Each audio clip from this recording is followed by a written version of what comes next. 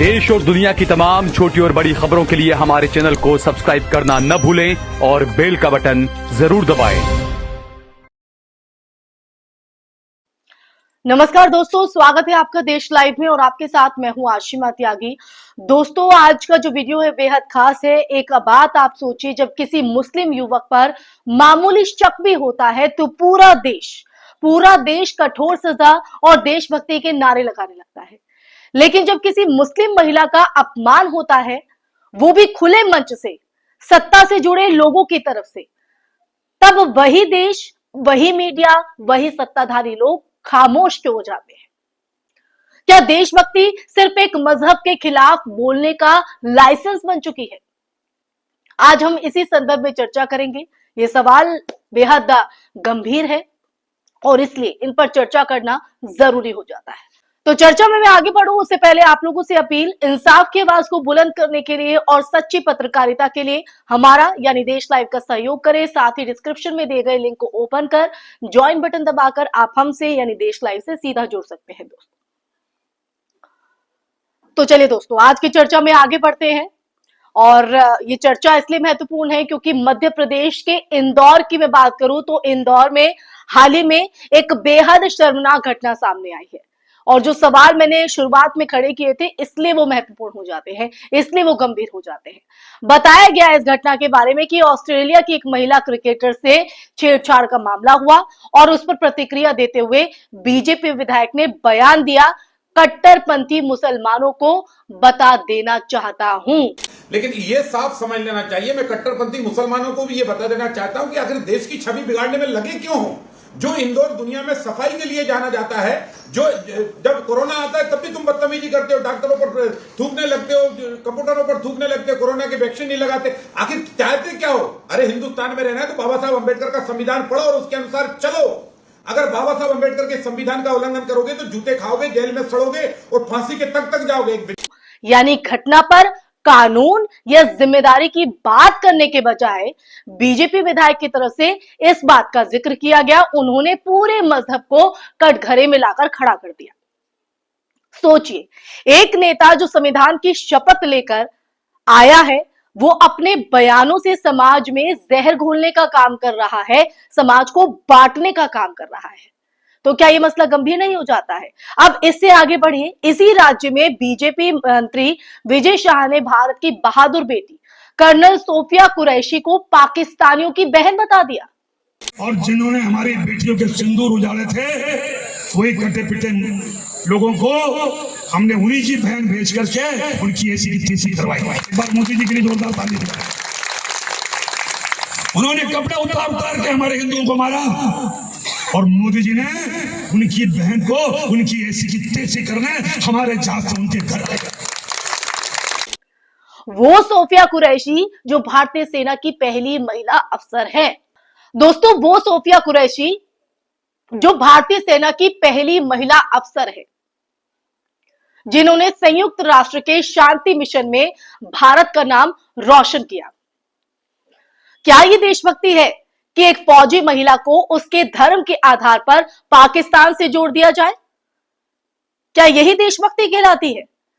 दोस्तों, ये वही मानसिकता है जो देश के लिए नहीं, नफरत के लिए जीती है, समाज को बांटने के लिए जीती है, जहर घोलने का काम करती है।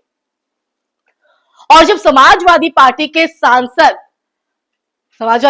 सांसद इकरा हसन, आपको याद होगी, इकरा हसन को किसी ने मुल्ली कहा तो उन्होंने कहा, यह सिर्फ मेरा नहीं पूरे समाज की महिलाओं का अपमान है। बिल्कुल सही कहा इकरा हसन ने, बिल्कुल सही। क्योंकि मुल्ली कहना केवल एक व्यक्ति पर हमला नहीं है, बल्कि मुसलमान महिलाओं की इज्जत पर चोट है, सीधा हमला है। और खामोशी से इसे स्वीकार करना हमारी सामूहिक कमजोरी है। इस पर अगर कोई भी, चाहे वो सत्ताधारी दल हो या कोई भी विधायक हो, कोई भी सांसद हो, कोई भी नेता हो, आम हो या खास हो, उस पर अगर टिप्पणी नहीं आती है, उसका विरोध नहीं किया जाता है, तो सवाल खड़े होता है। अब दोहरे मानक की बात, सवाल यहां पर उठता है कि अगर किसी मुस्लिम युवक पर कोई आरोप लगता है तो पूरा देश जल उठता है। कठोर सजा दो, देशद्रोही है, फांसी दो जैसे शब्द मीडिया हेडलाइंस बन जाते हैं। लेकिन जब कोई मंत्री या विधायक मुसलमान महिलाओं का अपमान करता है तो वही मीडिया हल्की सी विवादित बयान की लाइन में खबर दबा देता है या चुप्पी साध लेता है। कई ऐसे मामले भी हैं। क्या यही है न्यू इंडिया, जहां सैनिक की देशभक्ति भी उसके धर्म में जो है मापी जाती है, जहां संसद की महिला सदस्य की इज्जत पर भी उसके मजहब पर निर्भर करती है।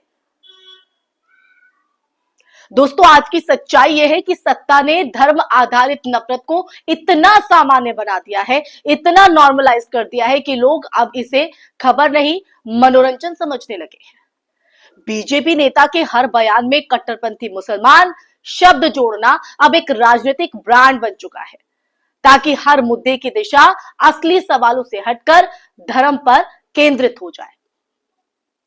तो दोस्तों, यही कारण है कि अपराध की जगह अब पहचान पर बहस होती है, न्याय की जगह नफरत बिकती है।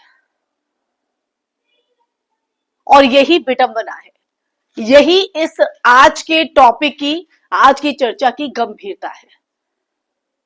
दोस्तों, अगर डिफरेंस हम देखें तो जब कोई मुसलमान दोषी होता है, अगर इस मामले में कोई मुसलमान सच में दोषी हो जाता तो सजा दीजिए, सख्त से सख्त दीजिए, किसी को भी जो है वो बचाना नहीं चाहिए।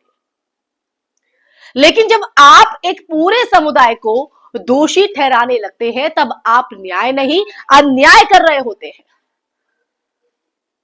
कानून का राज तब तक ही मजबूत रहेगा जब तक सजा अपराधी को मिले, मजहब को नहीं।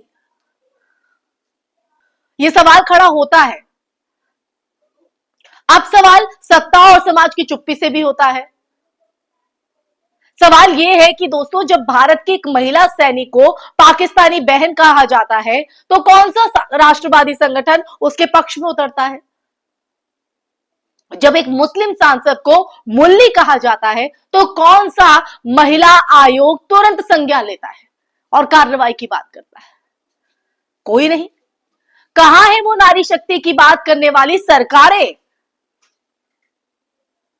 जिस आधी आबादी की वजह से वो सत्ता में बैठी है? कहां है वो बेटी बचाओ के नारे लगाने वाले लोग, जब मुस्लिम बेटियों की इज्जत सरेआम तार तार की जाती है? कहां है? दोस्तों, ये जो चुप्पी है वो सिर्फ राजनीतिक नहीं, नैतिक दिवालियापन का प्रमाण है, सबूत है।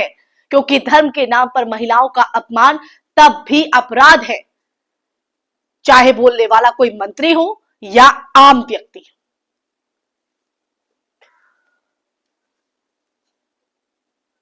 क्योंकि ये जो हम फिलहाल देश में परिस्थितियां देख रहे हैं, जो हालात हम देख रहे हैं, वो सवाल तो जरूर खड़ा करते हैं। आज जरूरत है दोस्तों कि एक सच्चे देशभक्त की, जो ना मुसलमान हो ना हिंदू, बल्कि इंसान हो, यानी इंसानियत सबसे ऊपर हो, जो ये कह सके कि अगर कोई अपराधी है तो उसे फांसी दो, लेकिन अगर कोई सैनिक है या सांसद है या महिला है तो उसकी पहचान केवल उसके काम से होनी चाहिए, उसके नाम से नहीं। यह आज की जरूरत है, आज की दरकार है। देशभक्ति का असली मतलब यही है कि अपने देश की हर बेटी, हर नागरिक की गरिमा का जो रक्षा है वो करना। क्योंकि जब हम धर्म के चश्मे से अपने ही लोगों को देखने लगते हैं तो दुश्मन सीमा पर नहीं, हमारे भीतर पैदा हो जाता है। तो जो शक की ये सुई है धर्म के नाम पर, वो कहीं ना कहीं समाज में, हमारे भाईचारे में, हमारे आपसी सद्भाव में एक जहर घोलती है। इसलिए दोस्तों, याद रखिए, किसी मुल्क को तोप और मिसाइल नहीं तोड़ते हैं, वो नफरत तोड़ती है जो अपने ही लोगों को पराया बना देती है। तो आखिरी में यही मैं आप लोगों से कहना चाहूंगी। इसी के साथ इस चर्चा में फिलहाल के लिए बस इतना ही। ये चर्चा आपको कैसी लगी कमेंट बॉक्स में कमेंट करके जरूर बताइएगा। साथ ही साथ इस वीडियो को ज्यादा से ज्यादा शेयर भी कीजिएगा और हमारे चैनल देश लाइव को सब्सक्राइब कीजिएगा। फिर हाजिर होंगे एक नए विषय के साथ। तब तक के लिए अपना ख्याल रखिए। जय हिंद, जय भारत, नमस्कार।